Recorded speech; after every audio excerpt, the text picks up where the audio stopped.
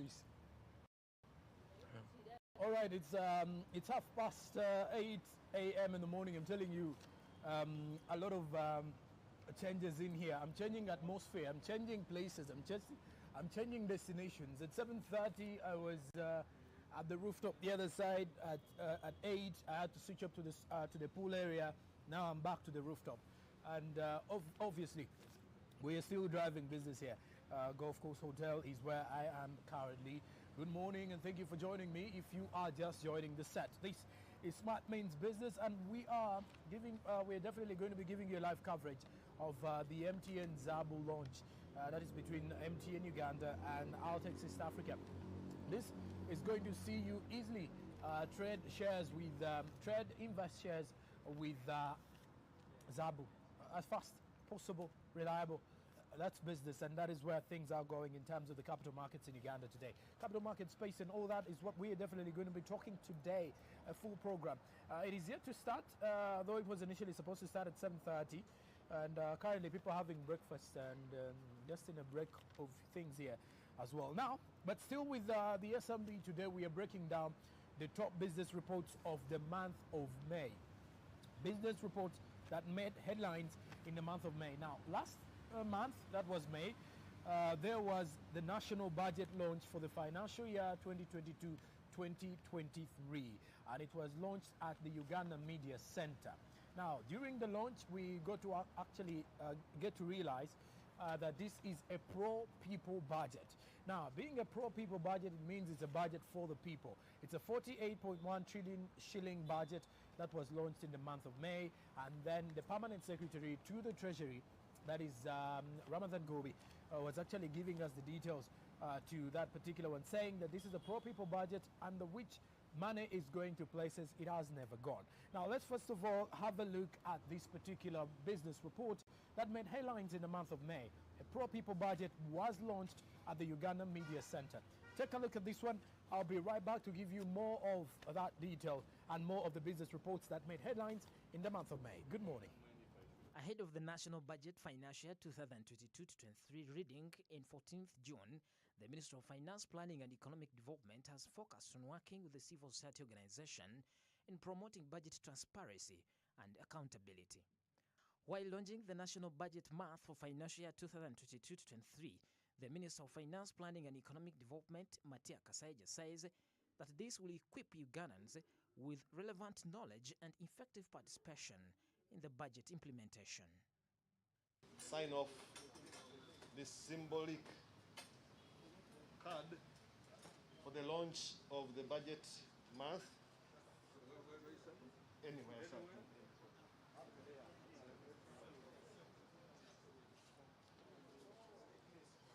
Honourable Minister, can you come? Apple, come at the back. Can you come at the back? Shaka, come at the back. Shaka, come at the back. Whether I have ever told you this before, when in the early 70s, when I started working, the budget was a secret. The minister would come and say, you will know this midnight tonight. He would come and announce in the parliament. You will know this at midnight tonight, because that's when the period for the budget cycle begins. But for us, that is very different now. We start early enough. We show you. We debate with you. You abuse us. We abuse you. But ultimately, we get a product called a budget to run the state. Ramadhan Gobi, the permanent secretary from the Ministry of Finance, pointed out that the 2022-23 national budget did not reduce or increase taxes on commodities. However, civil society organization says that it will be good when the national budget tackles big on the human capital development. We haven't increased the current existing tax rates. It's a budget where our tax policies have been mainly done to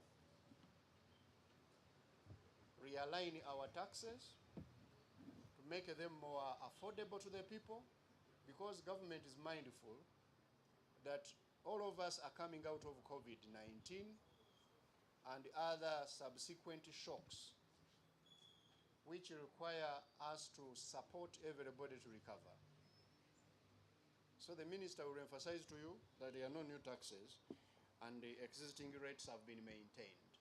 The National Budget Month activities, and we see that we have been told and informed that the budget is going to be a pro-poor budget. As a matter of fact, about 28% of the budget will be going to the Human Capital Development Program, which is a program that actually focuses on the person, the citizen, the health, the education, and etc. And then we have about governance and security taking about 23% of the budget, which is a good thing. Our key concern, though, is even beyond the general allocation to the human capital development. We want to lift the veil and see how much is actually going to the Ministry of Health, specific to health, how much is going to education as a sector alone. And so, because that is where we can try to see and compare and see if actually the contribution is going to be to the person, to the citizen himself. According to Business Strategy for Financial Year 2022-23, the third development plan targets the achievements of two key results. The first is to raise per capita income from $1,936 to $1,049 and would imply realization of middle income status. The second is the improvement of quality of life. Currently, Uganda ranks at a position 159 out of 189 countries on Human Development Index. The Human Development Index measures relative achievements made by countries in healthy. All right, that is one of the key events that happened in the month of May. If you're to look at the business reports that made headlines during that time, was the fact that the national budget was launched in the same month of May, and this month, that will be next week Thursday, on the 14th of June 2022, is when the national budget will be presented to the Ugandans. We shall be giving you all the details of the 48.1 trillion shilling budget. That is a pro-people budget. Now, this particular budget as well will be looking at the economic recovery and some of the key aspects that we do believe is important for us to notice, that regardless of the fact that we're facing the situation in regards to the current rise in prices of commodities, but still we have to be very hopeful to what is ahead of us, regardless of what is coming through. Now, still with what is coming to you live now at the Gulf Coast Hotel. Tell you what, joining me on set this morning, I am joined by Mr. Joseph Chitamirike, who is the CEO and co-founder, Altx East Africa and Clearing. And we are definitely here still at the Zaabu launch. And he's going to be giving us more of Zaabu and what is going to be expected of Zaabu and what are the new things that Ugandans should be excited in regards to investing in the shares and investing in different aspects of the capital markets in Uganda, the capital market space in Uganda. Thank you for joining me, and here with me, I'm joined by Mr. Joseph Chitamirike. Good morning, sir. Good morning. Thank you for joining us. Very good. And thank you for joining SMB. For now, if you're out there would want to know, first of all, what do we have today?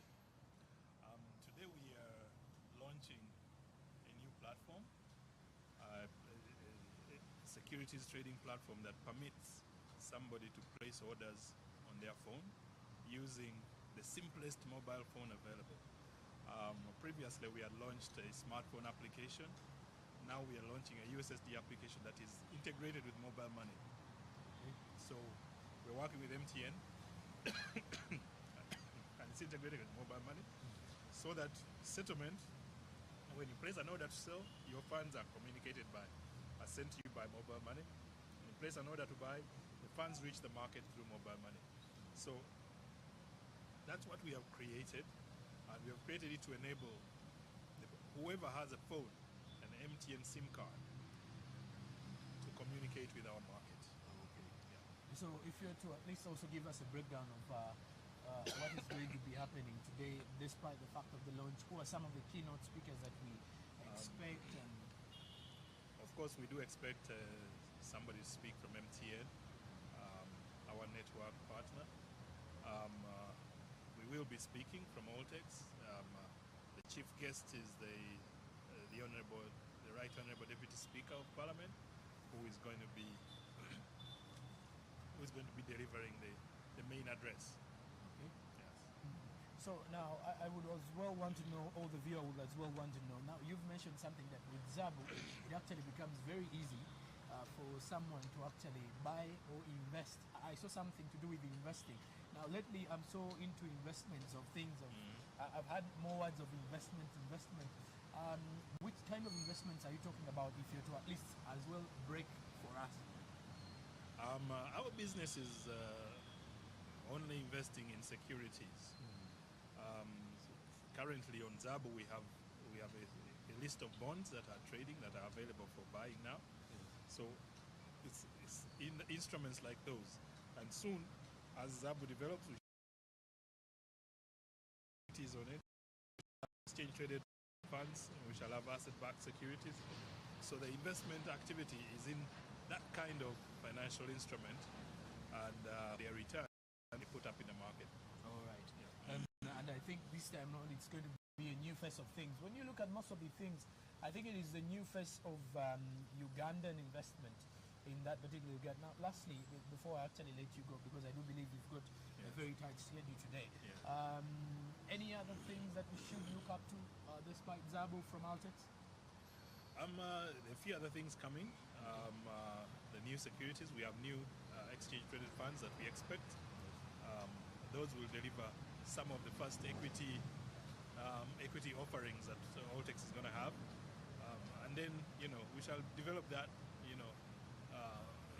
to take Altx to bring to Altx offerings from other markets across the world. All right. Thank you very much for your time, and I hope the day goes well for Team Altx, Team MTN, and as we launch Zaabu. Thank you very much for your time.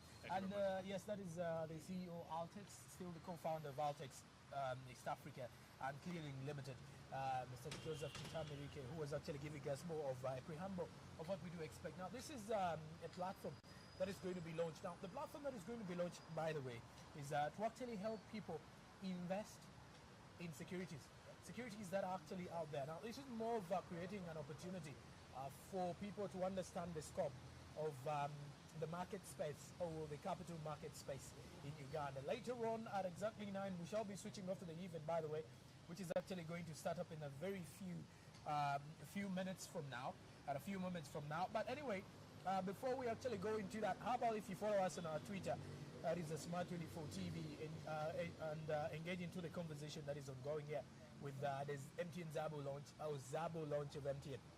And then also, you can as well get onto our YouTube channel. We are streaming live, Smart24 TV. Remember to hit the subscription button. But let's get going. Quite a number of big names are in here, and we also expect the MTN CEO, Wim Van Elpete, to as well address the delegates in here to give us a view of what to expect from this particular launch. But besides that, it is still a breakfast situation here as well, and guests are coming in, guests are getting ready for what is ahead of us. But for now, let's get back into our top stories of the month of May. Now, this time around, breaking down the top business reports of the month of May, like I was saying, the first that we had after the break was looking at the national budget for the financial year 2022-2023. Now, I'll tell you what, this time around, we're heading to the finance minister and the IGG, who appeared before COSASE. Now, this particular one is one of those that is still ongoing, and you would expect it to be still a big case in the month of June.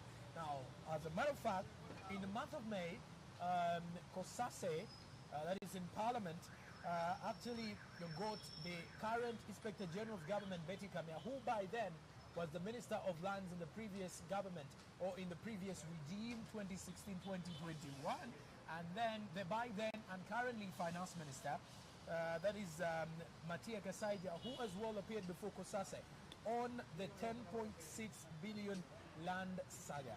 And let's have a look at what happened during the committee when the two appeared before the COSASE committee, in which even the current Prime Minister, Right Honorable Robin Nabanja, appeared before the chairperson of COSASE, That is Honorable Joel Senyonyi, who is the chairman of COSASE and chairing the committee.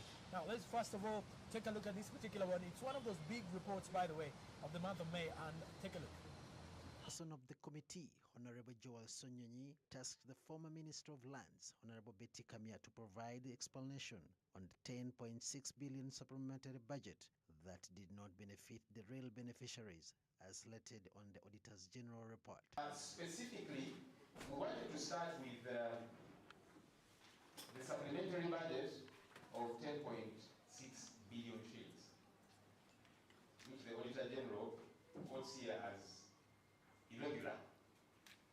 Irregular for a couple of reasons. One, we understand that some of the beneficiaries herein should not have been beneficiaries. Number two, that this supplementary was not initiated by Uganda Land Commission. It was initiated by you, Madam IGP, as the minister, against the law, because the Public Finance Management Act provides that a supplementary is initiated, the request is initiated by the entity to say, look, we have this challenge, we need such and such an amount of money, which they then submit to you as minister. And then you submit to the Minister of Finance. But for this particular one, that did not happen. We had the entire team of commissioners here, including the chairperson, and they all, in chorus, in unison, said they did not initiate this supplementary. It was by you, Madam IDG, as Minister of Lands back then. In the former Lands Minister's response, Honorable Betty Kamya said that she did not initiate the supplementary budget, but instead wrote to the Minister of Finance asking for funds for compensation of the squatters. What I did was to write a letter, a copy of which is here, to the Minister of Finance asking him to provide funds to the Uganda Land Commission to settle some budget funds. That is the letter I wrote. Whether he provided them in the form of a supplementary or a budget item or the timing or when, I cannot say. I just raised to the Minister of Finance and I said, please provide funds to Uganda Land Commission to settle compensation for some land acquired by government to ease tension between landowners and squatters. Kamya further says that she requested for the funds because the President of Uganda, His Excellency Kaguta Museveni, had promised to buy land for the community, and it was her duty to follow up. That was the time of Ndewa Church and Lusanja Church. And there were two issues going on at the same time. The issue of Ndewa Church and Lusanja, those are for compulsory acquisition of land. And that is managed under the Ministry of Lands. And so I was asking for two sets of funds.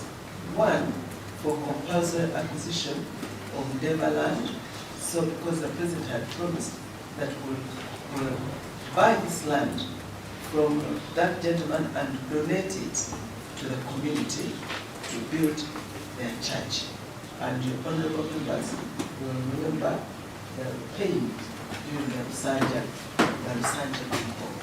And that's, so I copied, I wrote that letter as well. And and copied the PS. When the PS, who is the accounting officer, got a copy of the letter, she initiated, because she's the accounting officer. In the report, she was asked whether there was due diligence to show those that were paid and those not paid. While appearing before the committee, Kasaija said that he was ill-advised by the technical officers in the Ministry of Finance who failed to guide him. Minister is brought a file and you are not receiving one file a day. Yes, I can be accused of negligence. I will accept that. But But going by the amount of work one has got to go through, you must depend on technical officers. I cannot go and call for a file to read it from page 1 to page 2. There is no way I will have the time to go and check part of the law.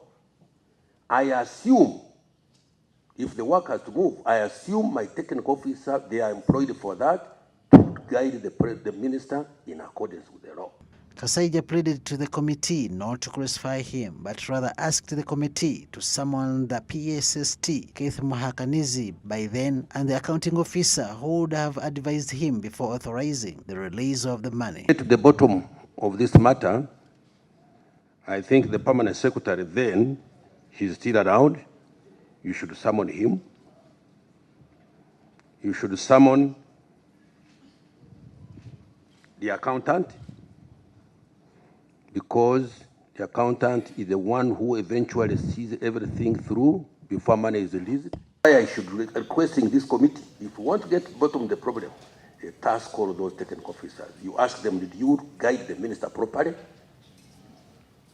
Why did you take a file to him to sign when you knew very well there was something wrong? All right, now, if you are to look at some of the situation that is actually ongoing here, like I said, we are in a breakfast situation, but breaking down some of those big reports of the month of May, that particular one was one of those key business reports that caused, and it is one that is still ongoing.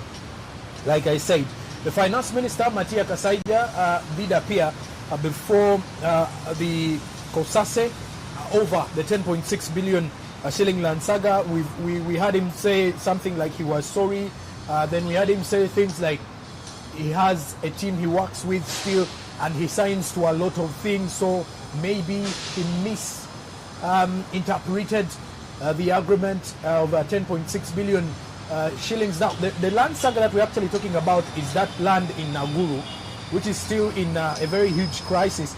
And then we also remembered that there are actually a lot of people who are actually claiming that it's their land or it is lawfully theirs. It is the same situation in which the current Inspector General of Government, that is Betty Kamya, who by then was the Minister of Land before switching to IGG, before being appointed as IGG in this particular term of 2021-2026, also appeared before COSASE over the same issue of the 10.6 billion shillings land saga, in which the 10.6 billion apparently got into a situation where a number of individuals, companies, received the money. So that is where the saga comes into. And when you look at the situation still, COSASE still needs accountability for the 10.6, because they do believe Ugandans need to know where did the 10.6 billion head to, and did the people who received the 10.6 billion, were they supposed to receive that money? So those are some of the top stories. Now, like I did mention when we started off with around 8:30, we started with the national budget for the financial year 2022-2023, which was as well launched at the Uganda Media Center in the month of May. This one will be presented, that will be next week on the 14th of June 2022. That will be presented to the Ugandans to break it down for you, the 48.1 trillion Ugandan shilling budget. And that is a budget that will be coming to you live. We shall be giving you a review. We've been coming out to at least review for you and break down the national budget paperwork. That is a national budget framework, and we have been breaking it down for you. Now, until the day of 14th of June, we shall still continue to break it down for you, and we'll be giving you all the details as they transpire ahead of the national budget, as they will be presenting it over to the Ugandans. And hey, one of the key things that you need to expect from that is that one is we expect different allocations. We expect some sectors to receive huge allocations, but what we do know so far as well is that government had to borrow 9 trillion Ugandan shillings to fund the same budget. However, one of the key things is that we are still worried about the increasing public debt, but we are still borrowing more money, and this is actually scaring all of us. But then, as we wait for the 48.1 trillion Ugandan shilling budget, today where I am at the Golf Course Hotel, we are having a launch of Zaabu. and it is actually coming to you live exclusively on Smart 24 TV. We shall be switching off to actually give you more in a few minutes to come of what is actually happening, as most of the guests who have arrived actually having some breakfast as they are preparing for what is actually coming in regards to the Altx Zaabu that is actually going to be launched. It is a program, an initiative that is going to be helping out in terms of you investing in securities or available securities for all the Ugandans out there in the capital markets space. But of course, as we are still here driving your business, this is your morning Kickstarter, and I'm Jerome Paul Sonko. I'm heading into a break, after which I will be back with the third hour of the show. Stick around.